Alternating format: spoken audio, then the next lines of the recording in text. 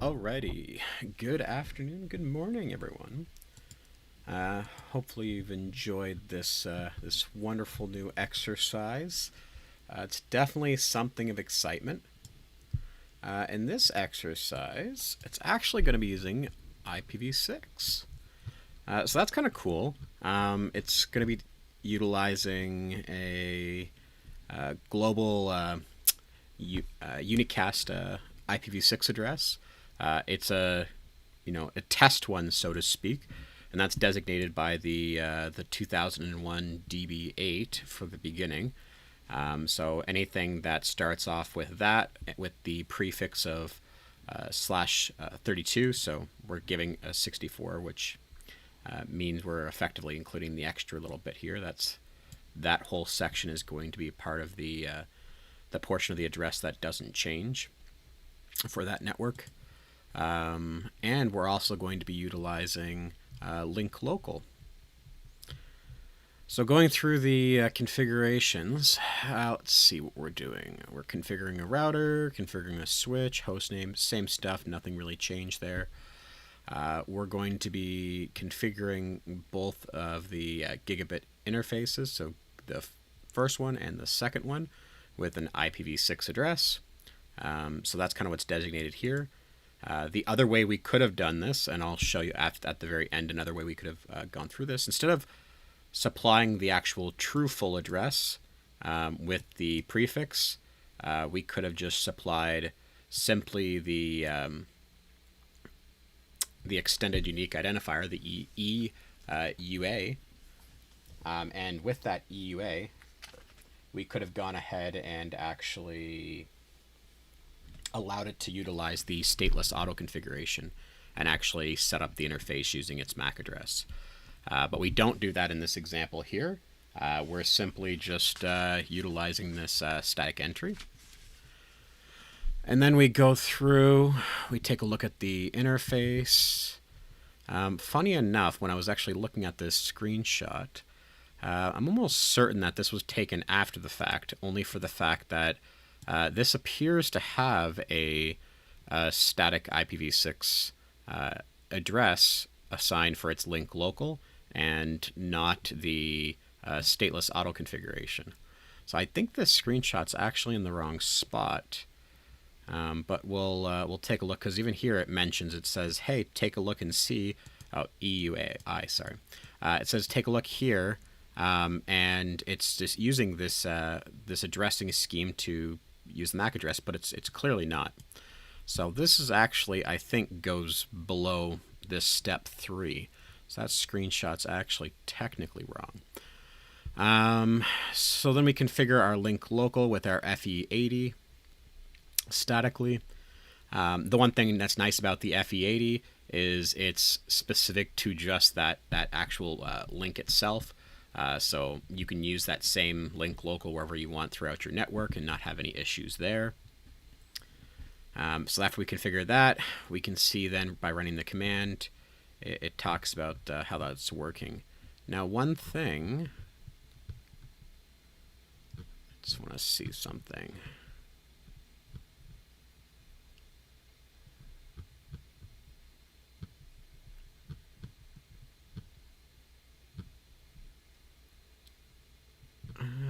Does it actually get us to configure it yet, or does it skip over it? IPv6, show interface brief,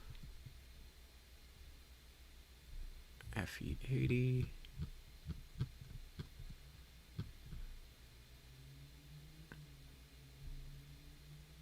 Okay, yeah. So actually, interestingly enough as well, this screenshot's also in the wrong spot. Because if the listening was actually configured, which it is, and that's designated by this multicast address, the FF02, and the 2 on the end of it, that basically represents that it's listening, and the routing's actually turned on. So this step where it tells you to enable the routing, that's actually already been completed by the time this screenshot was actually taken. Which is also kind of funny as well. But anyways, copy run start, that's going through, that's fine. And then, yeah, so see, actually, if we go back up, yeah, you'll see that both screenshots look identically the same. FF0, yeah, they're both identically the same. So, yeah, the screenshot that was being taken there, there's definitely a goof there. So we can see that, though, it's part of that router multicast group. So when the PC wants to configure an IP address automatically, it's going to send off basically a packet, so to speak, off to that multicast group in order to obtain its unicast address. And then, yeah, so we may have to also go and set it to automatic because I believe it sets to static first. We got some questions to answer. Yeah, it's going to ask us about why it's receiving it. We can answer that. That's not an issue there.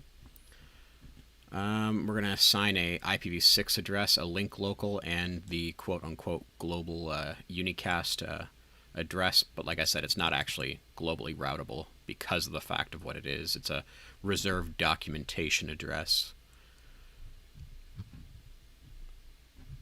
And then we continue through. We're going to assign static instead of doing the stateless auto configuration, so we can see the difference of that. That's cool. IPv6. Okay, yeah. So link local, we're still using the stateless auto configuration. However, the unicast address, we are not. We're actually manually configuring that. So that's fine there. And then we can do our little pingy ping, which should work out fairly well. And to that, some tracer T's. Okay, easy enough. Let's drag this over to the other screen.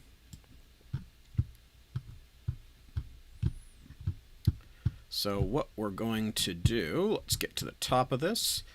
So we need a router, a switch, and 2 PCs. Easy enough. And it specifies that we're using the 4321 and a 3650. Cool. So 4321 router. I'm going to go to the switches. We're going to select out this fancy dancy, no, not 3650. And 2 very simple PCs. So sad. So let's throw a PC there.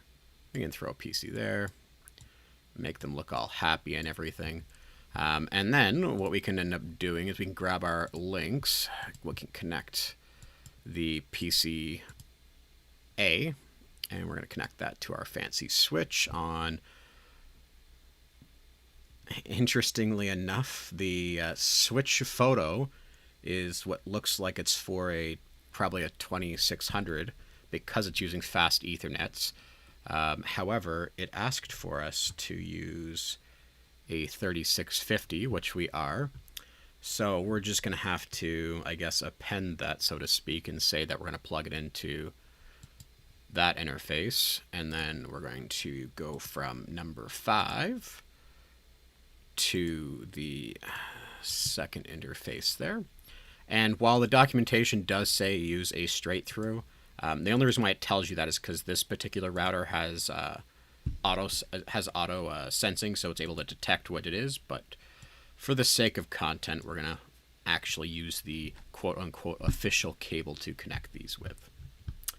So with that being said, let's just go ahead quickly and rename these devices. So we got PC-A over here, and then on this side over here, oops, we got PC-B, and we got our trusty dusty R1, and this wonderful layer 3 switch that we don't actually need.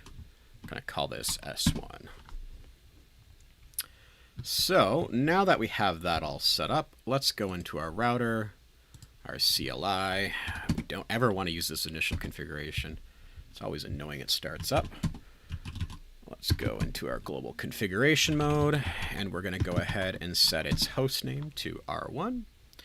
And I know it wants you to do the S1 next, but we can just skip that for now. We can go back to it afterwards.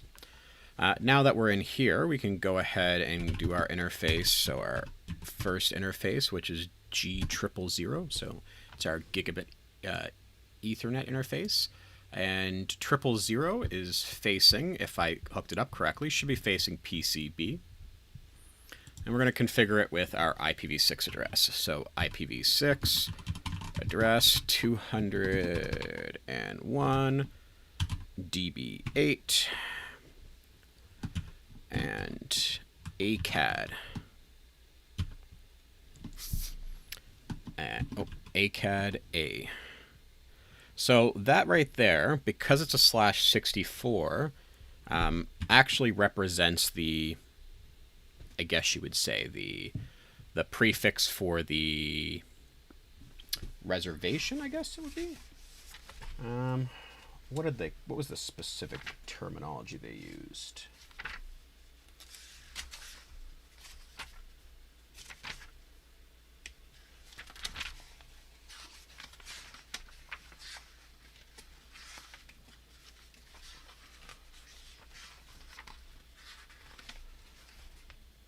So specifically, it's the global routing prefix, the P bits, is what the 2001 DB8 is, and then the ACAD A is what's referred to as the subnet, and then we have the last chunk of it, that's the host portion. So we can go ahead and we'll configure that. Now the one thing you do have to do, however, is you have to actually have these double colons in here. The alternative to doing these double colons instead, so if we didn't want to have those double colons, we would actually just have to enter in all the zeros. So instead it would be 0, 0, and one more. So we would have 64 bits on the one side and 64 on the other side. So 1, 2, 3, 4, and then 1, 2, 3, 4. Yes. So that's what it would look like. But if you wanted to also add those leading zeros back again, you could also add those leading zeros back again. So it would look something like that, and then that there like that. Let me just drag this so it's a little bit larger so you can actually see the entire address. So yeah, so it would look something like that. A little bit more complex to type in, and there's no need to have those extra zeros. We can actually take them out. And if we have gigantic groupings of zeros like this, then simply we can just replace it with the double. Oh, and let me just delete the last zeros that we don't need. There we go. So 2001 DB8 ACAD A and 1. And like I said, that first portion of the address is the P bits, and then the S bits is the ACAD A, because the first portion, 2001 DB8 / which is a /32, is the reserved portion of the address, and then the ACAD A is the part that we're actually making for this subnetting part. And at the very end, we add in our prefix number telling it that's the case. Oh, I see I put it in the wrong spot. There we go, 64. Like that. And then we do our no shutdown. So right now what we're effectively doing is we're configuring the interface for IPv6, but as I was mentioning there before, without running that unicast routing portion, it's actually not being turned on. So what we need to do is we actually need to turn on the router for IPv6 routing, and we need to actually turn on the interface for IPv6 routing. There's actually a command as well that if you don't want to apply a address to it, you can actually just use link local. But in order to use link local, you actually have to use the IPv6 enable command on the actual interface. So that way that ends up actually turning on IPv6 routing for the interface.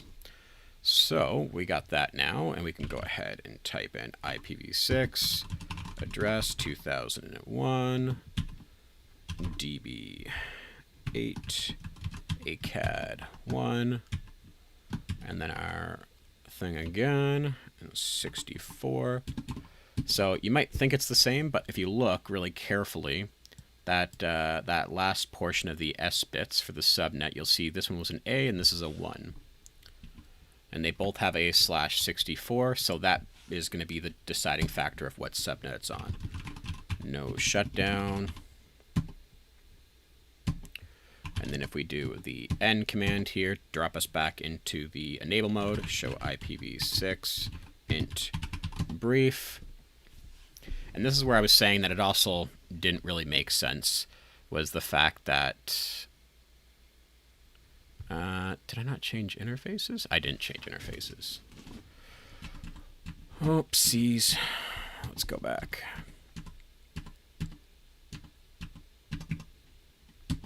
Okay, so I gotta go back to the interface. See, it's always good to check your work afterwards. So got the A, go to the interface 1, switch that over to the 1. Oh, I did not remove the other one. Let's just go do a quick check and see.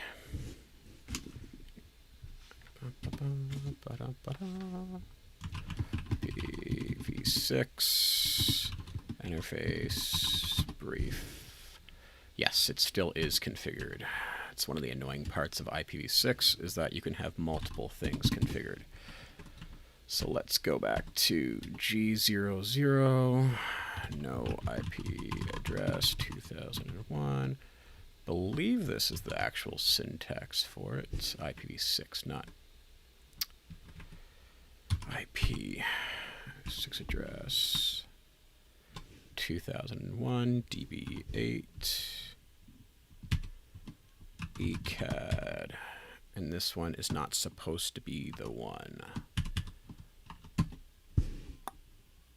/64. What a pain. So moral of the story is don't make those mistakes. Okay, now we're on the right interface this time. And we're going to issue the IPv6 address command. We're going to go no shutdown. Okay. Now let's do our show IP interface brief this time again. IPv6 int brief. All right. So we see here we got up and up. And I'm guessing this needs to have an interface brought online. Oh, I must power it on. Yeah, that's probably helpful. The question is, where is the stupid power button?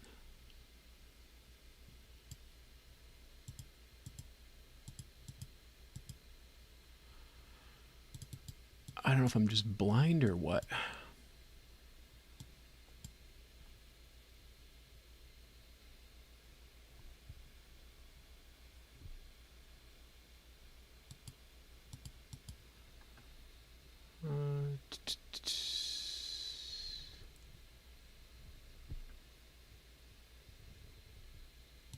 Oh, you gotta... I don't even know what to say anymore. You gotta put a power supply in it. That's funny. Alright, well anyways, while that's powering up and thinking about its day, now we can see that interface is coming online.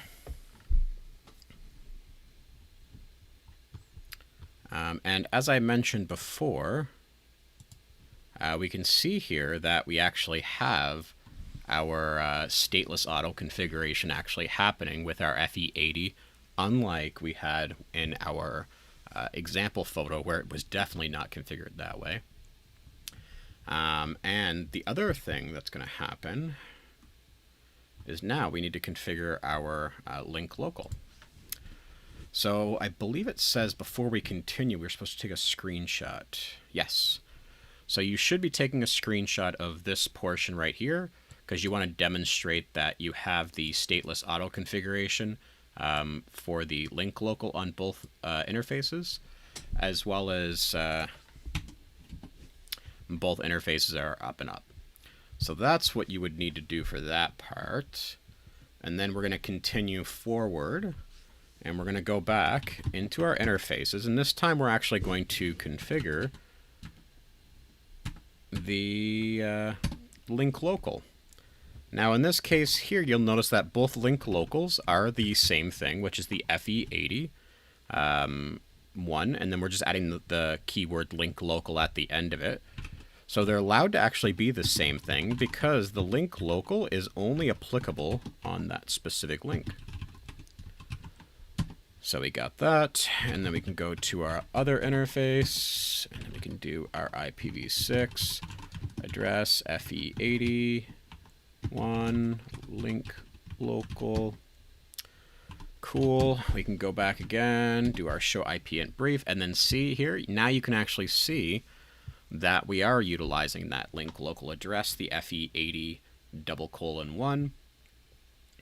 So as I kind of mentioned before, that first screenshot that was in the document given is actually incorrect because at that point we were using stateless auto configuration. Now we're using our link local address that we've configured statically. So next up, if we go ahead and let's see something quickly. Oh yes, we need to take a screenshot of this to show that it's now changed. And while we're in the enable mode, we're going to do a show IPv6 interface G000. And what you're going to see here, like I mentioned before, is also not going to match the document. The reason why it's not going to match the document is because we actually haven't joined the router listening group. We haven't turned on routing yet. So when it has to take a screenshot, don't expect it to match the screenshot that's there. The only time you're actually going to see that screenshot there is once we turn it on, basically. So we have that interface, and let's go ahead and we can do another picture of this one. You'll see that it's not listening on that the multicast address of FF02:2. So now we're going to go ahead and we're going to enable that IPv6 addressing. So let's go ahead, config T, IPv6, unicast routing, go back and end, and if we do our thing now, you can now see we have that FF02:2, and if we go to the other interface, you'll see the same thing as well. That matches that prior picture. So it's asking for us to let's see, on PC 1.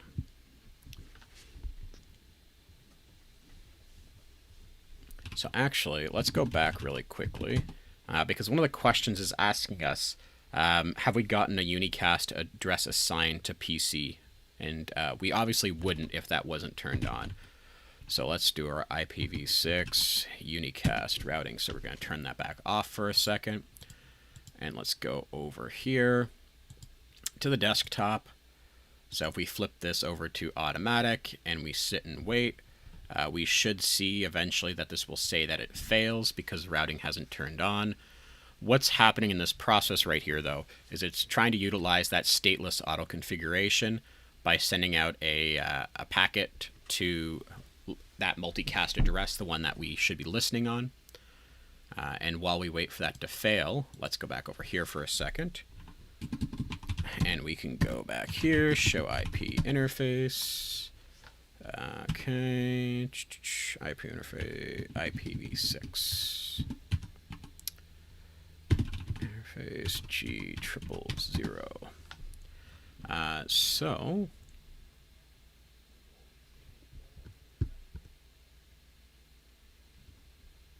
IP6000. So we're not listening on that. That's okay.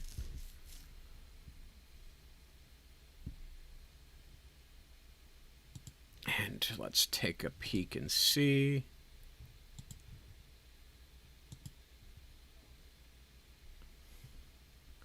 Still haven't got anything out here. Let's just flip this over to DHCP. That's probably what's holding us up. There we go. IPv6 request failed. It wasn't able to get anything. If we turn on the simulation mode and we cycle this from that to that, and we flip on the play button for a second. let's flip that back to static. There we go. So you can see this NDP packet basically being sent out. The NDP packet's being sent out. It's being sent out to that address, the FF02:2, but our router isn't listening on that because it doesn't have that routing turned on. So now let's go ahead and turn that routing on. So config T, and we can go and turn on our IPv6 unicast routing.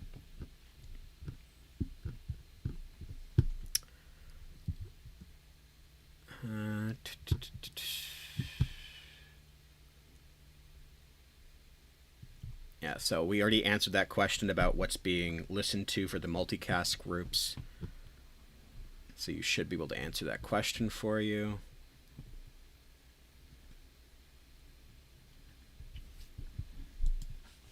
Show IP, let's go back one. Show IPv6 int brief. Okay, we still got all our stuff configured, that's good. So now if we run our show again, so if we do our show IPv6 int G000, you'll notice now that we're actually listening on that specific multicast address, the FF02:2. And if we go to our PCB and we hit play again, let's see this get corrected. There we go. So now we have our IPv6 request. It's now successful. Let's take this back out of simulation mode. Since we've already seen that happened, so we have our request that's successful. What you're going to notice is we're going to have that 2001 DB8 ACAD-A. It's a /64, as we kind of already expected, what we're looking for. And then what actually ends up happening, can we see it easily here? It's probably easier just from the desktop. So let's go to the desktop for a second. And we can use the command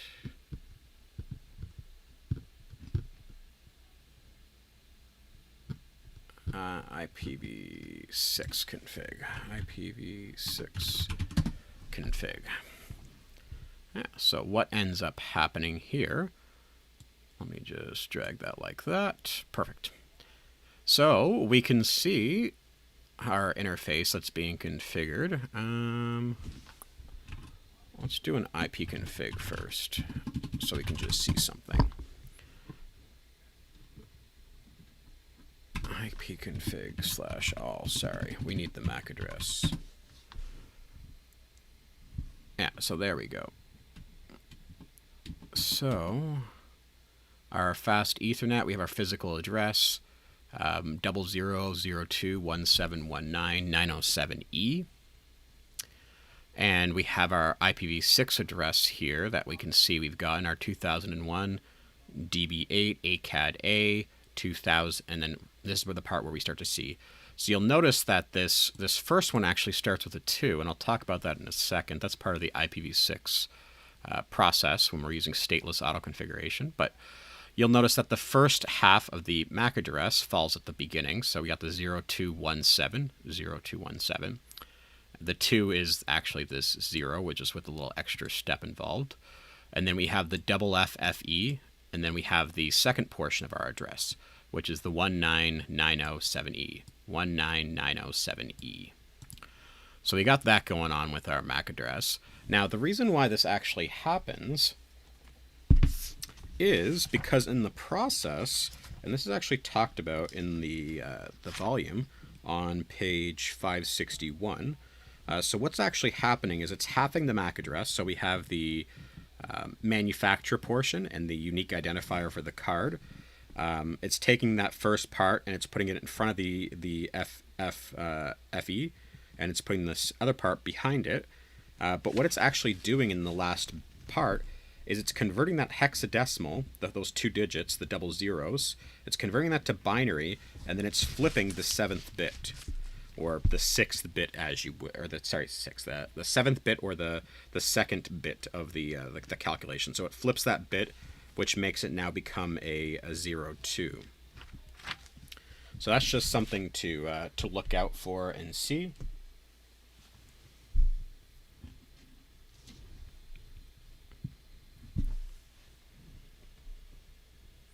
Yeah, someone in the chat also told me about the power thing. Yes. Originally, when I ran through this, I just dragged out any router or switch. I didn't particularly pay attention to that thing, so that kind of messed me up. So yeah, so we got the address. Sorry, I was talking about stateless auto configuration. Yes. So we have our global unicast address that's being applied here using this stateless auto configuration. And then we also have our link local, the same thing that's happening, the FE80, and then we see the exact same thing, the 202 17 FFFE 19907E. So you see that exact same thing happening for our link local, that stateless auto configuration. So I want to add a screenshot, it says, of that step of getting the address. So why did PCB receive this global routing prefix and the subnet ID that we configured? So the P bits and the S bits. Well, that's what I just mentioned basically. It's all about that stateless auto configuration. So next, we're going to need to set up our management interface.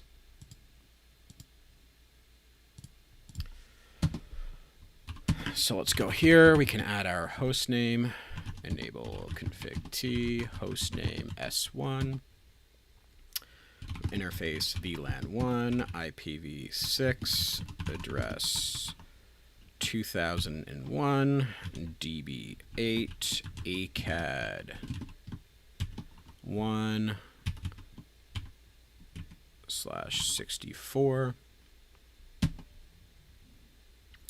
And then we're also adding our link local address as well. So while we do have stateless auto configuration, which works perfectly fine in regards to our individual users on the network, we should definitely look at and make sure that we're utilizing our actual static configuration for networking equipment, so that way we can make sure things are in the right spots. Invalid link local. Oh, yes, it's not 2001. Duh, it's FE80. FE80 double. There we go. So FE80 :B for our link local. And then we can do here, let's just do our copy run start. And I think I missed that on my other one, so let's just quickly grab that before something bad happens and it restarts on us. Copy run start. Cool. So on S1, we can now do our show IPv6 interface VLAN1. We didn't bring the interface up. Silly me. Interface VLAN1 no shut.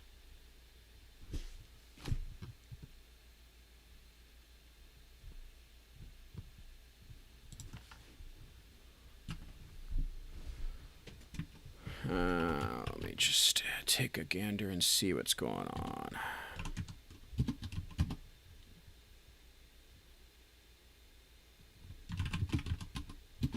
Show IPv6 interface VLAN1. Ah, perfect. I guess it just didn't put out a message telling us that it was up and up. So we can also see that this one is listening on the nodes multicast, which is the FF02:1.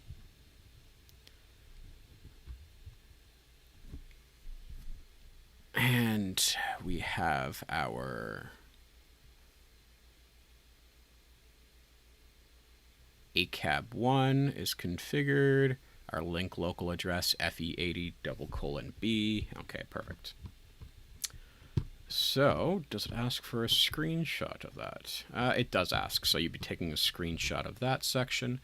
So next up, instead of using our stateless auto configuration, we're actually going to go ahead and we're going to configure static IPv6 addressing on our PC. So let's go to PCA, to the desktop, good old desktop, ipconfig. So for here, on PCA, we're going to do 2001.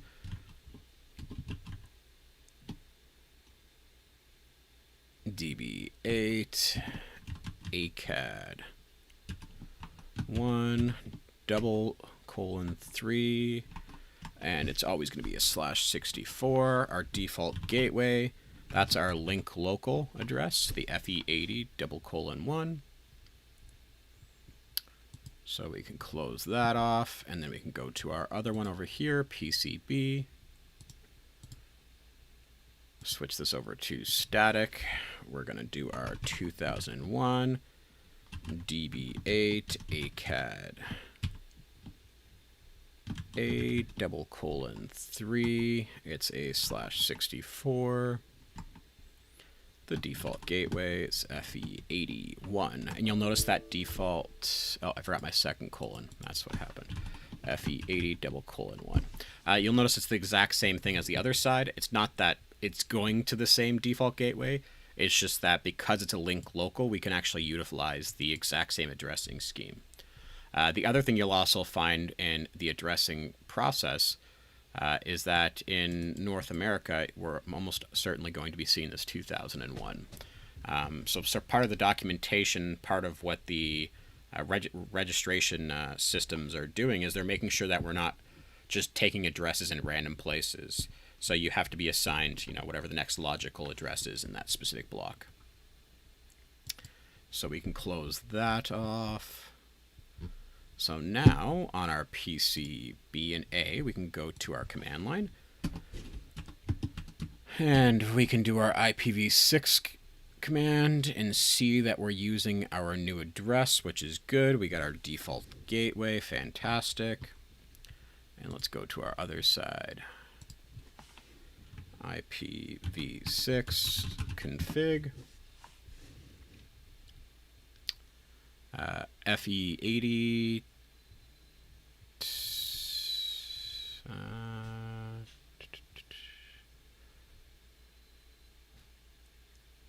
Okay, so that's our stateless auto configuration. And we for our link local, and then we have our one that we've configured, our ACAB1 for PCA. All right, so everything there seems okay. Let's give this a shot and see what happens. FE80.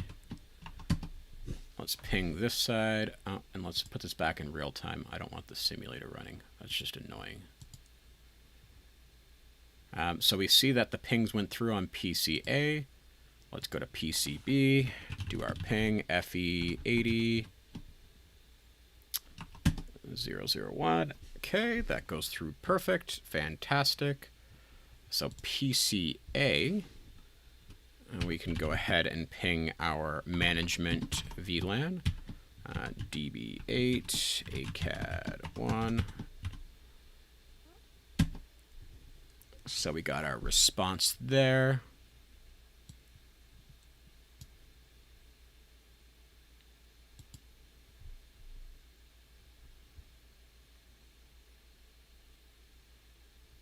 And on this one, does it ask for us to ping from this side as well? Does not. We can give it a shot and see. It should, I believe, work because it is just utilizing one router. ACAD1 B. Oh, wait, no, it wouldn't work because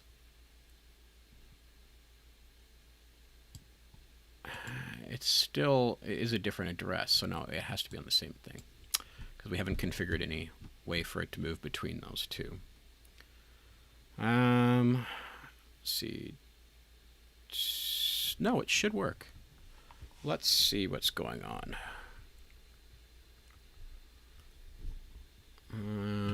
Tracer T 2001 DB8 ACAD A3.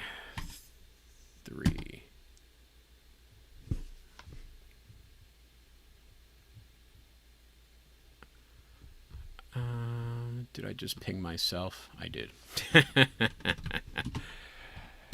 was funny. There we go. So that goes there. Do I just suck at typing things? Did I mess up something?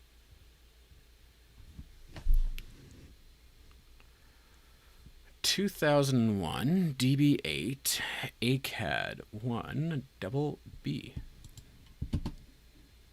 See, that's interesting, actually. I'm curious about this. It's technically beyond the scope of the lab, so it doesn't really matter that it doesn't work, but I'm curious, though. What is going on? Okay, so we got our ICMP. Ah, interesting.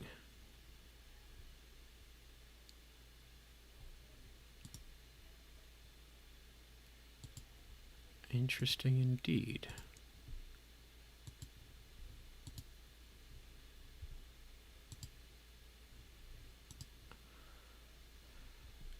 It's like the switch knows that it's outside the network and is just not actually allowing it. I wonder if that's just a specific setting on that particular switch. Because if we rerun that again as an example, obviously they all time out.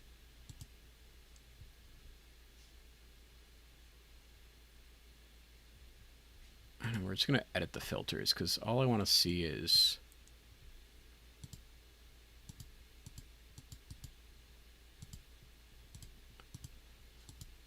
IPv6. I don't care about anything from IPv4.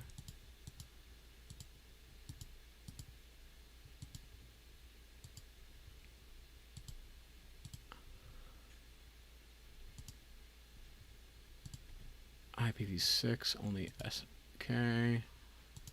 Okay, actually, let's do this the other way. Yeah. That makes this way easier. Okay. So, it sends off its ICMP. It goes to R1. R1 sends it to that. And then S1 just basically ignores it. Huh, that's cool.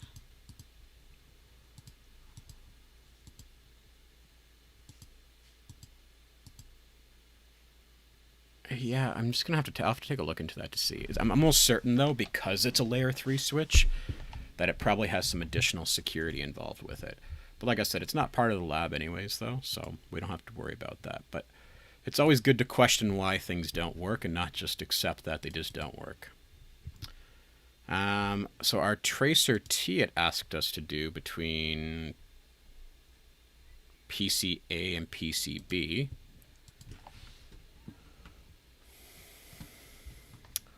We can do that now. So tracer T 2001 DB8 ACAD A3. Let's actually just put that back in real time so we don't have to wait for it to think about its routine. And there we go. We can see that it makes its way there. So we see our first hop along the way, basically being the interface, and then we see it hitting our next point, which is the PC. And then it asks for us to do the opposite thing. So in this case here, that's from PCA. From PCB, we need to ping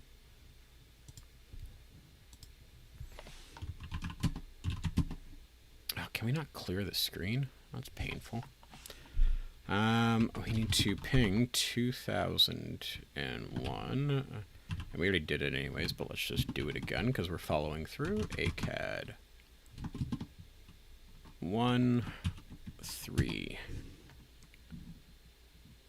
Oh, forgot my double colon.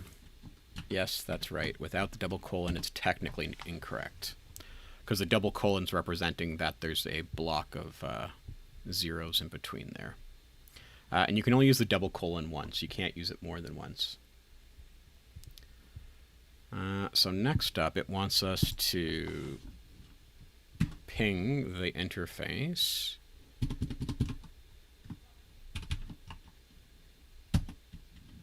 Okay, so we can ping the other side. That's fine. Yeah, so that's all it wants us to do. Taking those screenshots, pasting them through. And I guess while we're doing this, actually, I kind of want to look in to see why that specific one doesn't actually go through. So this is a 3650 IPv6 ICMP.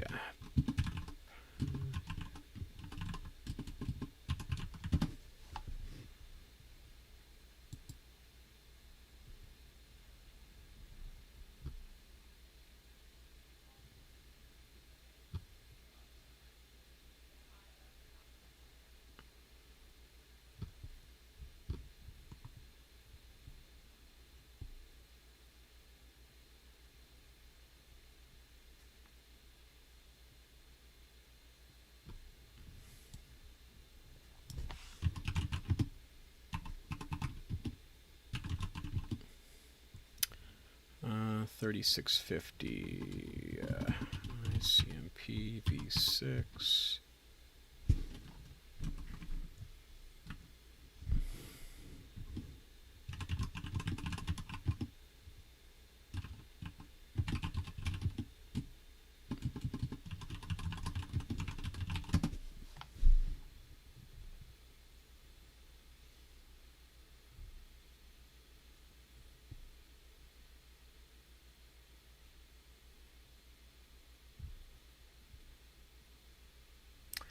I don't see anything specific on that, but that is kind of interesting, though.